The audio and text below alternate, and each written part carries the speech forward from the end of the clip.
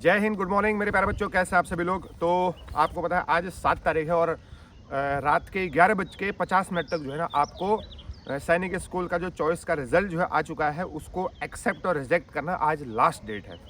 लेकिन मैं एक चीज़ बताना चाह रहा हूँ, फिर भी आप एनालिसिस करिए। अगर आपको किसी बाहर वाले सैनिक स्कूल में जाना है आउटसाइडर्स से, उनके लिए बात कर रहा हूँ जिनको जो है वेटिंग लिस्ट में चल रहे हैं अपने अपने स्टेट में सैनिक स्कूल के, किसी में भी बात कर रहा हूँ। देखो जो एसओपी रिलीज हुआ है उसको आप पढ़ लिया होगा आपने, और इस साल की हर स्टेट में कौन से सैनिक स्कूल है और उसमें कितनी कट ऑफ गई है फर्स्ट राउंड की, ये पूरा डिटेल दिया गया है। तो आपको चिंता करने की ज़रूरत नहीं है। फिर से आप एनालिसिस करिए, ढूंढो, सर्च करो, ठीक है। और उसके बाद जो है आप एक्सेप्ट और रिजेक्ट करिए। आपको पता है 1 सेकंड एक्सेप्ट और रिजेक्ट करने में 1 सेकंड लगता है। आप एनालिसिस करिए पूरा, ठीक है। तो आप इस तरीके से जो है आगे चल सकते हैं। आज लास्ट दिन है, आप फिर से एनालिसिस करिए, शाम को तक 4-5 बजे प्रोसेस कर सकते हैं। लेकिन साइट में भी दिक्कत चल सकता है।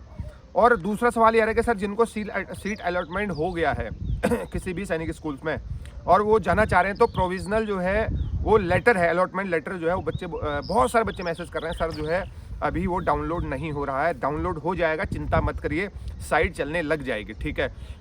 हो सकता है 1-2 दिन का एक्सटेंशन भी हो सकता है। अगर ऐसा ही रहा तो साइट में दिक्कत रहा तो एक्सटेंशन भी हो सकता है, तो आपको चिंता करने की ज़रूरत नहीं है। लेकिन एक्सेप्ट और रिजेक्ट आपको ध्यान से करना है। रिजेक्ट कर दिया तो आप जो है अगले काउंसलिंग में पार्टिसिपेट करेंगे। एक्सेप्ट कर दिया है तो आपको कॉलेज को इन्फॉर्म करना है, स्कूल को इन्फॉर्म करना है, फॉर्मेलिटीज़ पूरी करनी है।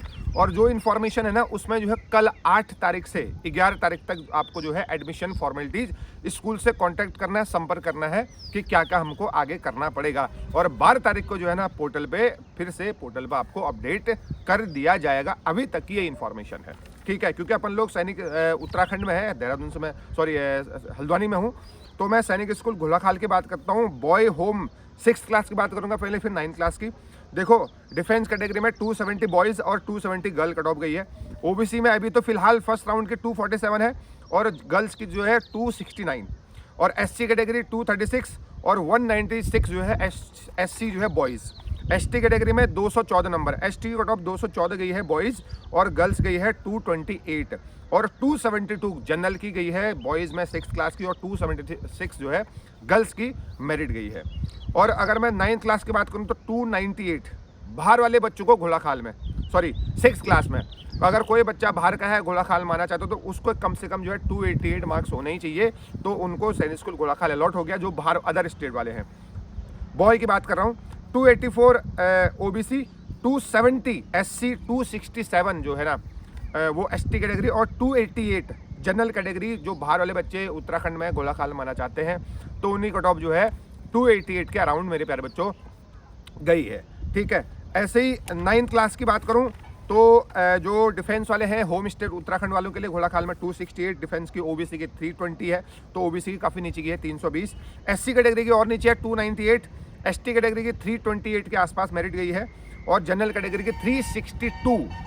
तो जनरल कैटेगरी के मार्क्स जो है वो 362 हैं, 362।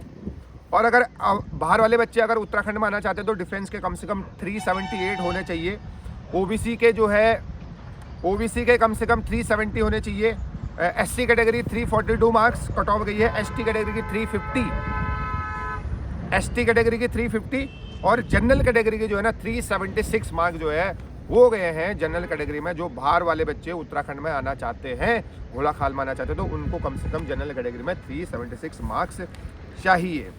ऐसे कुंजबिरा की बात करूं तो अपने अपने स्टेट में तो 370 360 के आसपास है, और जो बाहर वाले बच्चे हैं तो आपको पता है 376 372 इस तरीके से नंबर लाने होते हैं, ठीक है।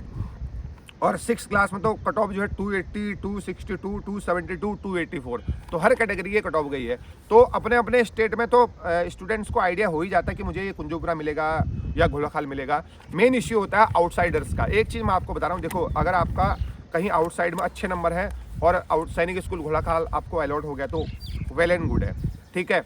अगर आपको उत्तराखंड वालों को सैनिक स्कूल अमेठी मिला है, सैनिक स्कूल रेवाड़ी मिला है, तो आप सोच समझिए, ठीक है, उसके बाद एक्सेप्ट करिए, घर वालों से पूछिए, है ना, काउंसलर से पूछिए कि ये यहाँ मैं एडमिशन ले सकता हूँ, क्योंकि आपका नंबर घोड़ाखाल में बहुत रेयर चांस है, अगर आपका 25 नहीं 30, 32, 33 जो है वेटिंग लिस्ट में जनरल कैटेगरी में, तो आप लोग जो है, अगर आपको किसी आउटसाइडर सैनिक स्कूल आप देख रहे हैं, तो आप अच्छे सैनिक स्कूल देखिए, ताकि वहाँ से आपको एक अच्छा रिजल्ट मिल सके, ठीक है।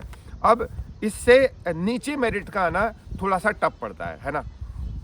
आप इस बात से आइडिया लगा दीजिए, अगर आपके नंबर 265 के अराउंड है, अगर आपको बाहर का सैनिक स्कूल अलॉट हो रहा है, आप सोच रहे हैं जाने के, तो आप एडमिशन ले सकते हैं, ठीक है, क्योंकि घोड़ाखाल आपको मिलने के बहुत मतलब इम्पॉसिबल है, नहीं मिल सकता है साहब, मैं आपको बोल रहा हूँ, क्योंकि 20 सीट्स आर देयर, और वो ऑलरेडी जो है 272 से ऊपर मेरिट लग चुकी है।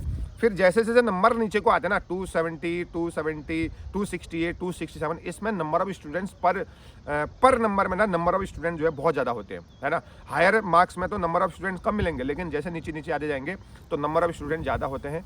तो मैं आपको ये चीज़ फिर से बता रहा हूँ मेरे प्यारे बच्चों, तो आप लोगों को ध्यान से करना है, ठीक है, एनालिसिस करनी है। अगर आपको सैनिक स्कूल अमेठी, रेवाड़ी इस तरीके से मिल रहे हैं, आपको सपना है कि जो है मुझे सैनिक स्कूल पढ़ना है, ठीक है, क्योंकि आपके जनरल स्टेट, आपके जो स्टेट में है ना, अगर आपको उतने नंबर में नहीं मिला है, तो आगे बहुत रेयर है, मतलब 99% नहीं मिल सकता है, इतना मैं कह रहा हूँ। तो 1% प्रोबेबिलिटी ये बनती है कि जो है कभी कभी किसी ने जो है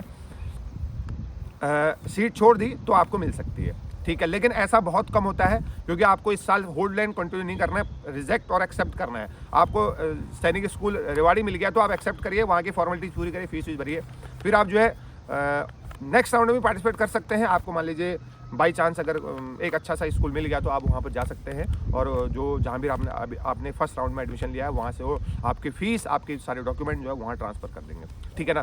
तो बच्चों बने रहिए, और मैं आपको डेली टू डेली अपडेट कर रहा हूँ, ठीक है। तो अभी तक की न्यूज़ के अनुसार जो है आज लास्ट डेट है एक्सेप्ट और रिजेक्ट करने की। आराम से, आपको जल्दीबाजी नहीं करनी है। देखो, और एक चीज़ और, अगर एक्सेप्ट और रिजेक्ट करना भूल गए, तो आपको सैनिक स्कूल काउंसलिंग में पार्टिसिपेट नहीं कर सकते। Thank you so much, video को शेयर करते रहिए। जय हिंद।